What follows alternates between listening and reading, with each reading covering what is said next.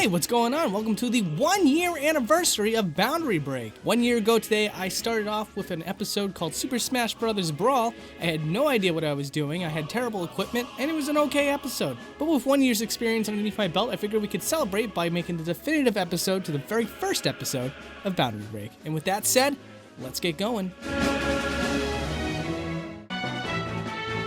So in this remake, we're going to be looking at every single Brawl stage. That's right, every single one. Back in the day, I only included the stages that I thought that you guys would find the most interesting. But in the comments section, I come to find out that regardless of how exciting it was, you wanted to see all the ones I left out. And so with the exception of the melee stages, here we go. First stage we're looking at is the Bridge of Eldin. And what we got back here is the Hyrule Castle. And its structure seems to drop way below the player's view into what is super long cones. Now what's fascinating to point out here is that this is actually used in Twilight Princess as well. Now you might actually notice that there's a huge stretch of grassland that's outside the player's view, but also a lot of just plain missing areas. This is because Super Smash Bros. Brawl doesn't use culling. No, instead the camera's very controlled in all these stages in Super Smash Bros. Brawl, and the developers decided to guesstimate how much the players would actually see.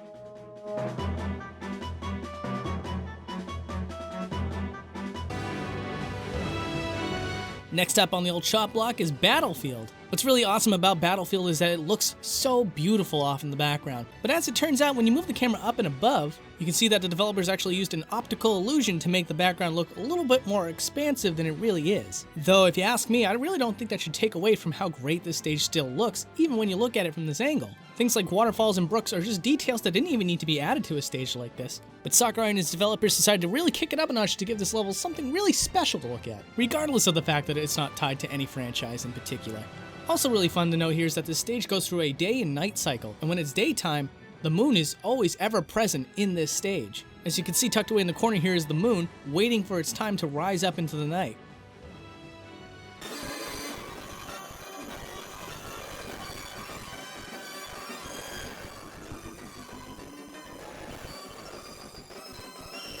And we got ourselves a great look at the opening sequence of the game. Well, technically, this is not the opening sequence of the game, it's just a mock-up of it. This is actually the end of the game, and the reason why we're going to be using this clip is because it actually lasts longer than it does in the intro. But as you saw just a second ago, the first part shows a whole bunch of 2D characters standing on a complete square, and then it cuts to all the characters' backs on a cliff facing the sun. And it turns out that the cliff is actually 3D modeled.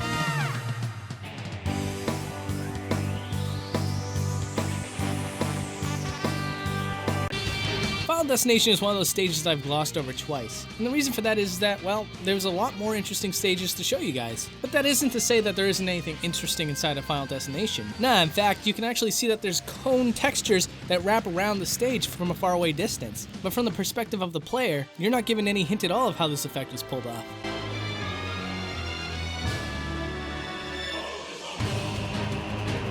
Now, a fun fact in Super Smash Bros. Brawl is that every single thing you see in the game exists in a 3D plane, including these very 2D menus. Now, granted, it doesn't have as many secrets to hide as Super Smash Bros. Melee, but the textures used to pull off the menus are grossly over-exaggerated outside the boundaries. Whereas you, the player, only get to see pretty much the tip of the iceberg. Outside of that are just these two enormous triangles, which I can only speculate was done because it makes the geometry easier when placing them on the screen.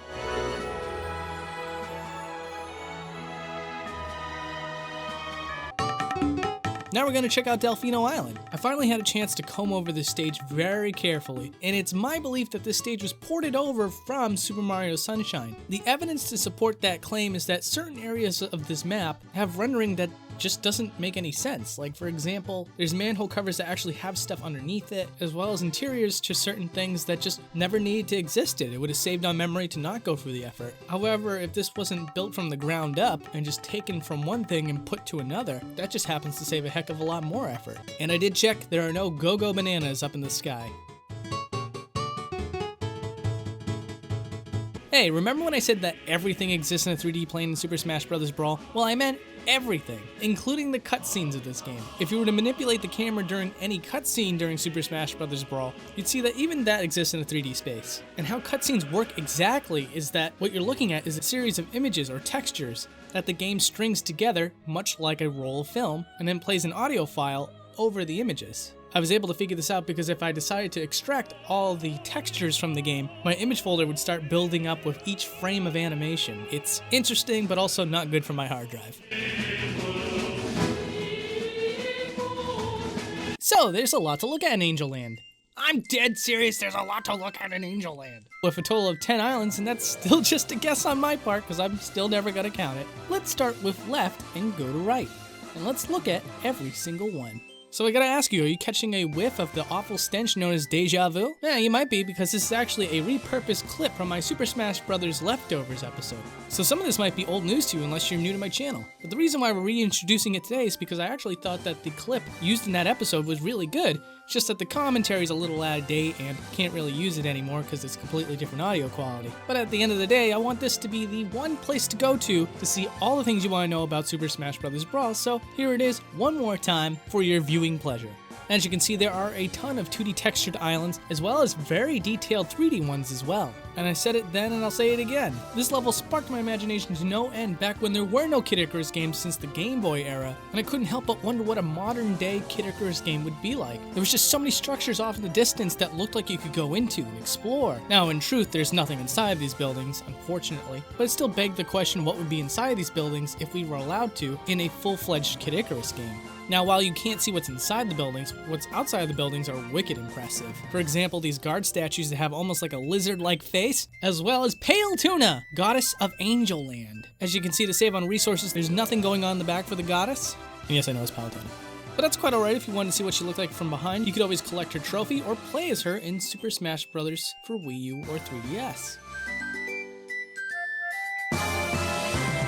The results screen. Oh my goodness. You think there wouldn't be much to it, but yeah, it's quite impressive. As you can see, as you zoom it out, there's an enormous skybox. It's actually kind of flattened down, like a deflated balloon almost. And unlike the Melee or the original 64 results screen, the size and distance of this thing is quite expansive.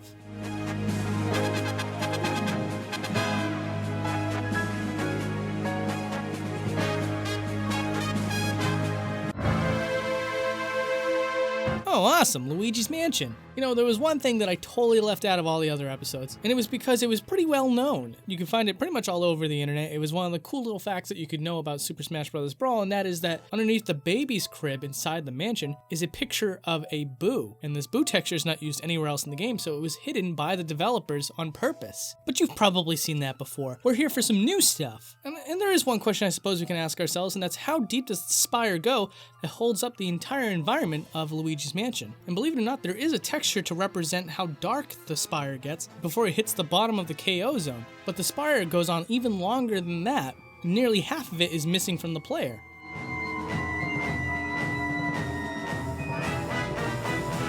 So now we're going to look at our first boss of the episode, Petey Piranha. And although you can see this for yourself by looking at the trophy, one detail that always escaped me, and I'm just excited to show you guys, is that there's markings along the cages. And those markings are all of the plants that are in World 7 of Super Mario Bros. 3. But it doesn't end there. As you can see, there's actually a fully modeled face, one on each cage as well. Now this is a detail that's a bit unusual because in most games, if there's a small detail to something, it's going to be a texture, if anything. So for it to be a polygonal model is something special.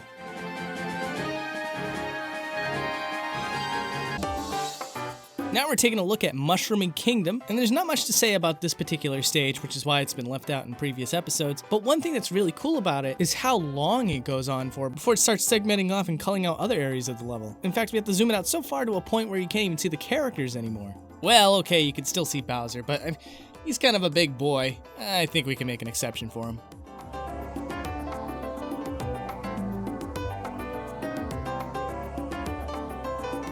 So like I said, the craziest stuff in the background menus are from Super Smash Bros. Melee. Super Smash Bros. Brawl, not so much. But behind this character select screen are some pretty strange objects. Granted, they're not in any reference to anything, but it's unique enough to get a little closer look.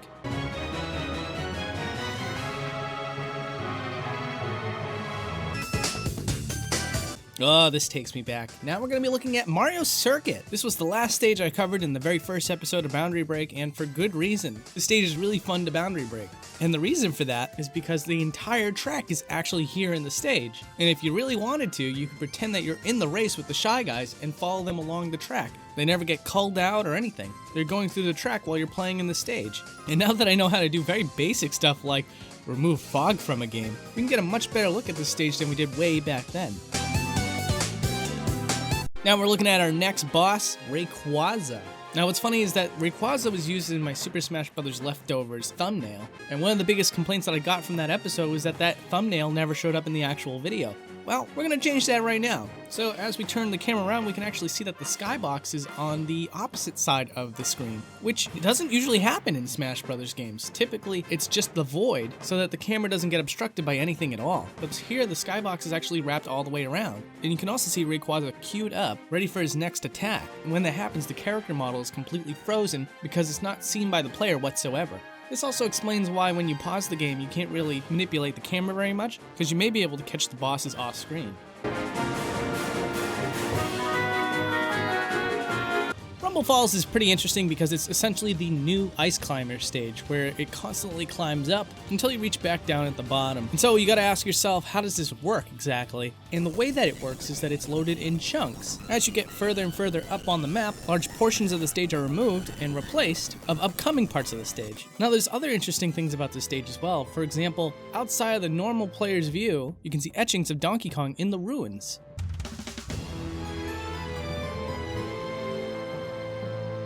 So here in the Subspace Emissary, we got ourselves a little island in the background. Now this island was a stage that we played previously, and now that we advance the stage, we get a smaller version of it. What's really cool here though is that in that stage there was some ruins that led up to the volcano. And although it's pretty much impossible to see it on the original Wii console, there's a small low poly model of those ruins in this background version of the island.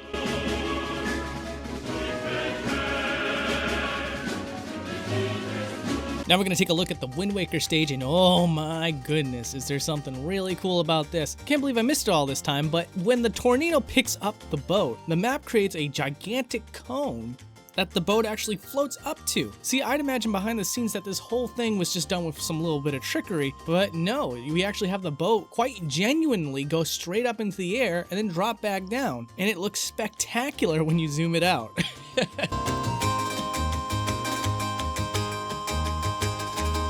Alright, now we're going to take a look at Pokey, which oddly enough, the name was changed back to its original Japanese name, which was Porky, in the Mother 3 translation, which I never really agreed with, and then later disagreed with a second time by Nintendo themselves when they named him Porky in Super Smash Bros. Brawl.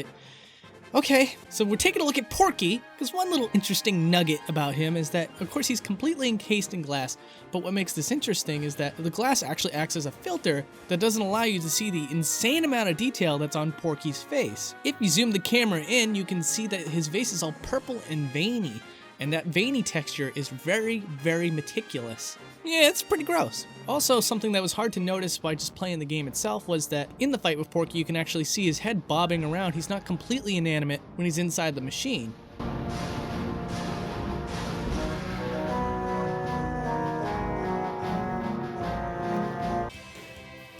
Alright, so Norfair is just one of those stages we're going to take a quick look at because there's not a lot to talk about with this stage.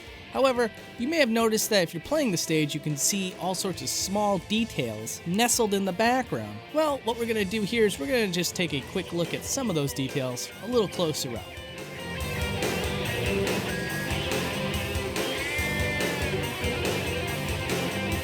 Alright, now we're going to check out everybody's favorite non-playable character, Ridley. The guy always gets the short end of the stick. But my goodness, does he ever look great in Brawl. And much like Rayquaza, Ridley has his own animation cue positions. Hey, you can't hide from us, Ridley, you're too big for that. Another neat thing to check out is him charging at the player, but from a different perspective. As you can see, they actually shrunk him down so they could fit inside the stage, rather than make the depth of the area large enough for him to actually appear from that distance. Yes, here we go, Frigate Orpheon. Don't know why I skipped on this one. Pretty freaking cool. Ever wanted to see how they managed that effect where you flip the entire stage? Well, it's not as surprising as you'd think. They just quite literally flip the entire stage. The entire stage. To many of you, that should seem incredibly obvious, but at least you can see it in full now. See, the difficult thing about doing a Super Smash Bros. Brawl episode is that there's this entire thing called Subspace Emissary. You might have heard of it. A lot of people like to pretend it didn't exist for some reason. I thought it was amazing. And to add to that appreciation, I had to go through so many unique areas for this one mode that had all sorts of great details to it. Now, I simply can't show you everything there is to see. It would just take way too long. But here's an example of one level in particular that just looks amazing zoomed out. The Yoshi's Island stage is pretty beautiful, but it doesn't really have anything boundary-breaking-esque related to it, so we won't be sitting on this stage for too long, but I figure I'd do a zoom out just to say we covered it. Moving on. So here's a cool little fact that was discovered by Peardian. Apparently this stage in Subspace Emissary actually uses the same exact layout as Break the Target Stage 2. You can tell by the little indent in the wall over here that you're not allowed to see when you're actually playing Break the Targets.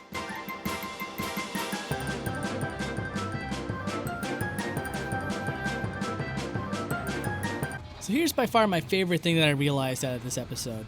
The hatches are open! Which is that the entire stage actually does open up its hatches and Meta Knight's ship takes off during this stage. It didn't feel like it was really getting its point across when you were actually playing the stage, but as it turns out, it's really happening.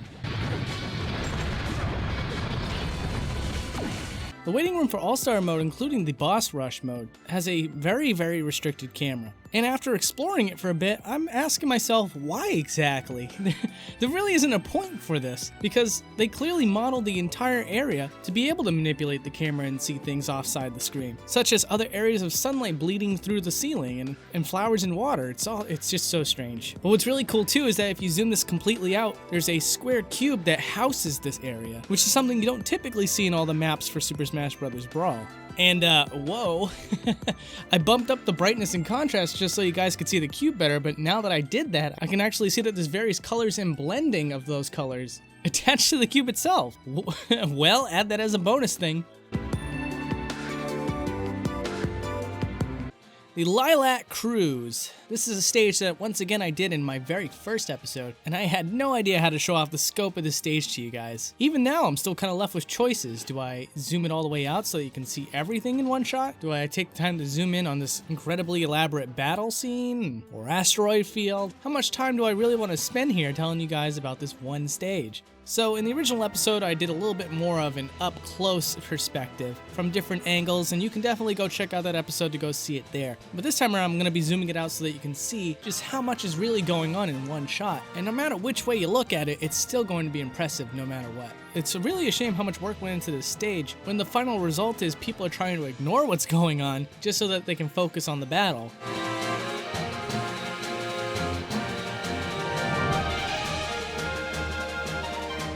Of all the bosses they could have picked for Super Smash Bros. Brawl, they decided to pick Ridley twice. Introducing Meta Ridley!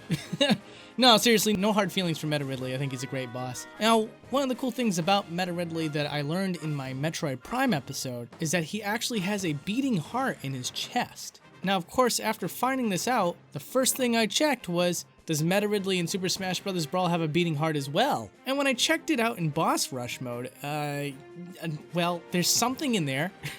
It's not quite a heart, it looks like it's multi-polygonal, and it looks like there's supposed to be a texture there, but it's kind of messed up because some of the tries are completely black. But the cool thing here is that there is something inside of his chest cavity. So when I defeated Meta Ridley, I had to see, does his chest cavity blow up or something? Is it just a detail I never noticed? And no!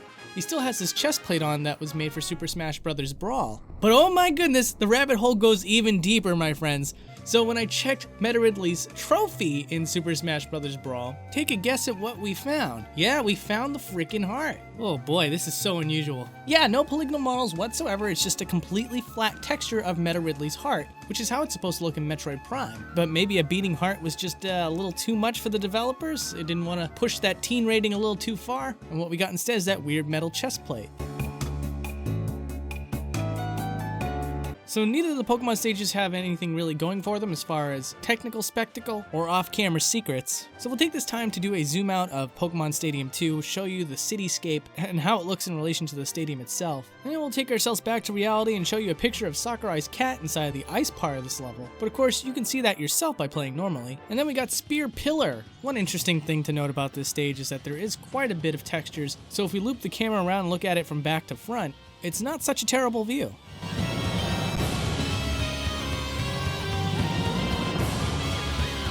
And you know what? While we're still here, I noticed something unusual about Alamo. It turns out that his backpack is not immediately attached to his back. In fact, if you take the camera through his backpack, you can find backpack straps attached to his back, which is a feature that's not even attached to the front of him.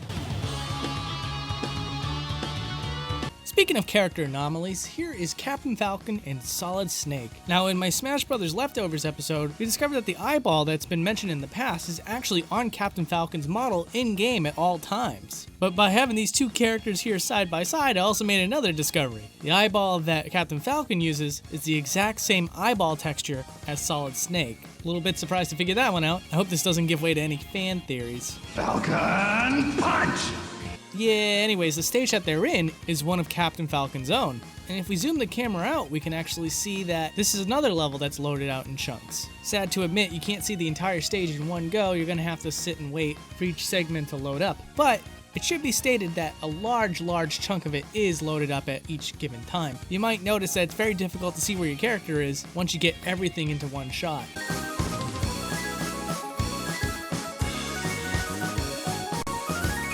Here's one of the pivotal set pieces for Subspace Emissary. It's one of the later parts of the game, and you can see here that there's all sorts of bombs being set up. And if you move the camera around, you can actually see that they're not fully modeled bombs. The reason why they didn't say to heck fit and do it anyways is because there's so much going on the screen, whether it be with the amount of enemies, the amount of bombs, the amount of robs. There's just a lot going on. So to save on memory, some of the inanimate objects are half modeled.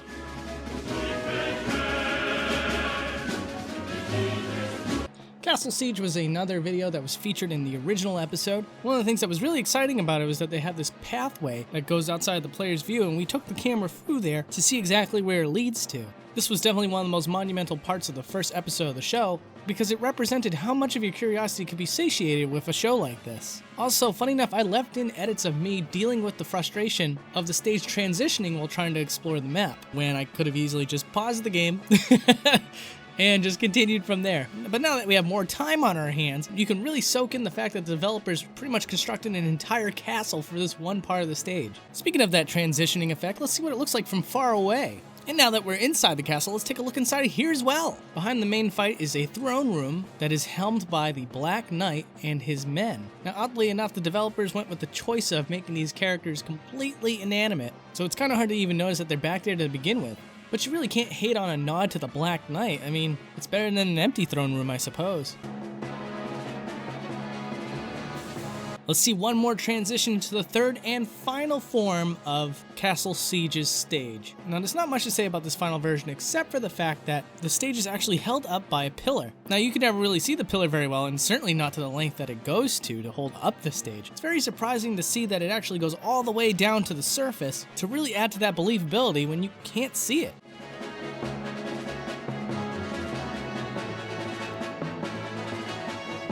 In the Great Maze, you might notice that some areas actually have purple walls stopping you from going in a certain direction. Well, interestingly enough, when you take the camera past the purple wall, there's still other platforms and pieces of environment left to be seen.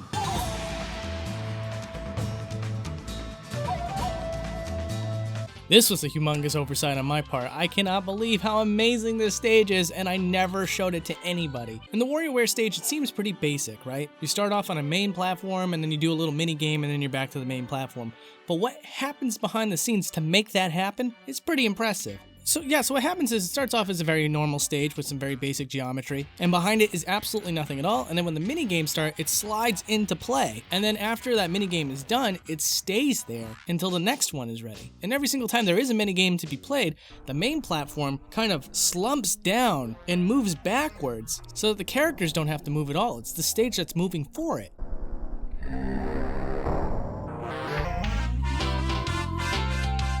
Ah, Pikmin, what an amazing franchise. So what secrets do you hide, Distant Planet? So the first thing that we got here is a Smash Brothers soda can, and this is fully modeled. Now you might remember in an earlier scene where the bombs weren't fully modeled to save on memory. So when you see something like this fully modeled, it's kind of surprising. Other things to notice too is that the bulb orb way in the back is a 2D texture, and the flowers way in the back are a series of 2D textures to make a 3D image. So I mean, I guess it's a 3D image. But the one thing you couldn't see off screen was what was at the top of the hill. And it turns out at the very top is a tree stump, which then rolls water down a hill and creates the hazards that we all love so much in Smash Brothers.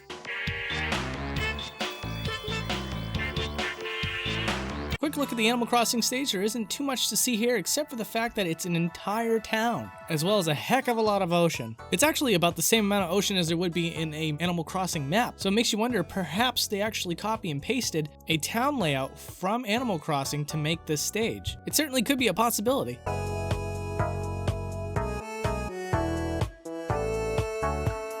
Fun thing to note in New Pork City, Porky Skyscraper actually goes through a layer of fog, and you as the player aren't allowed to see just how far it actually goes. But if you take the camera up, it does go quite a ways past, but thankfully it does eventually end. Well, I mean, like technically, it is fading away, but it does at one point cease to be.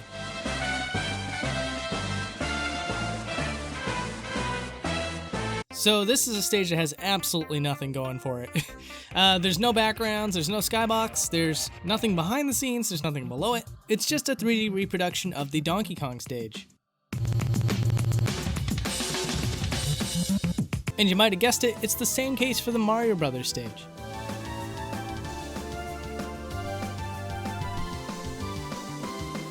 Quick look at the Game & Watch stage. Sad to say, there is no back panel for it. So this is probably one of the weirder things I've ever seen on the show. Apparently when Snake grits his teeth, there's a separate texture to represent gritted teeth. Because if you push the camera through his initial set of teeth, you can find his real set of teeth behind it, complete with the tongue, the roof of the mouth, as well as the separation between the two rows of teeth. Now, why they decided to make a separate texture for the gritted teeth? Honestly, I only got two guesses for you. Either one, it's just easier to animate, or two, it makes the pictures potentially less embarrassing when you pause the screen.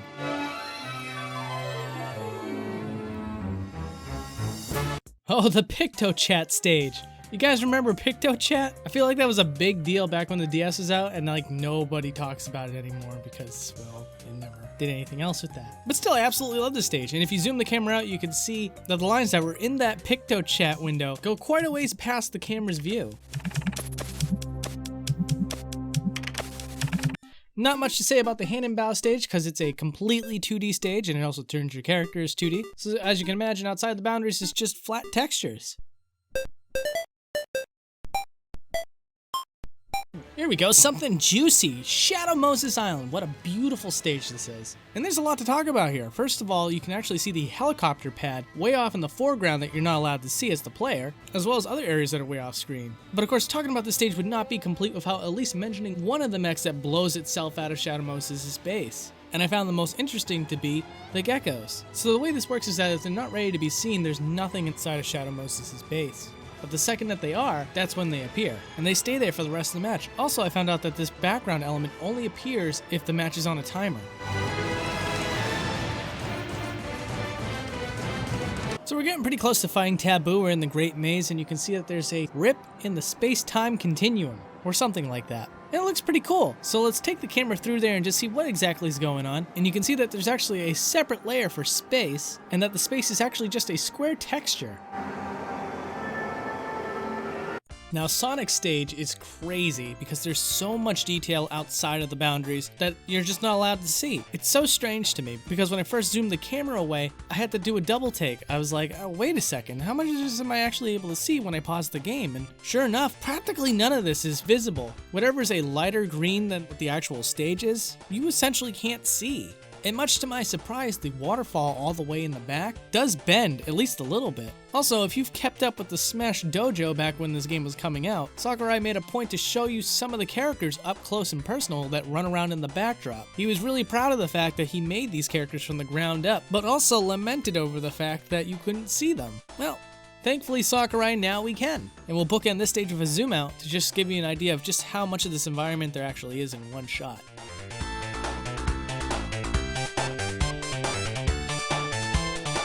Here we go, the final battle with Taboo. Now, Taboo is a man of mystery. We're not going to learn too much about him today, but we will learn at least one thing about him. And that is that when Taboo gets really big and starts shooting lasers out of his eyes, off screen he's actually doing the Luigi plank. And now we've gone full circle. 1 year ago today, I started this video with this stage. And can you blame me? It's absolutely fascinating. So check this out, everything that the stage wanted you to believe actually does happen. Although you're not really able to see it, you know, whatsoever, if you zoom the camera out, yes, you do start at the top of a mountain, then the tip of the mountain breaks off the top, slides down the mountain, into the ocean, we're just for a good while in the ocean, and then a mountain springs up from the bottom and rises you back up to the top. Now the cool thing here is that there's actually 2 mountains, one that's stationary and one that follows underneath your stage at all times. And the reason for the second version is so when you're ready to rise back up to the stationary mountain, the second mountain pushes you up until you reach the top. And that's it. And that's it. We did every single Brawl stage. To those of you who don't watch the outro, thank you so much for watching this episode. And for those who've been there since the beginning, I can't thank you more than enough.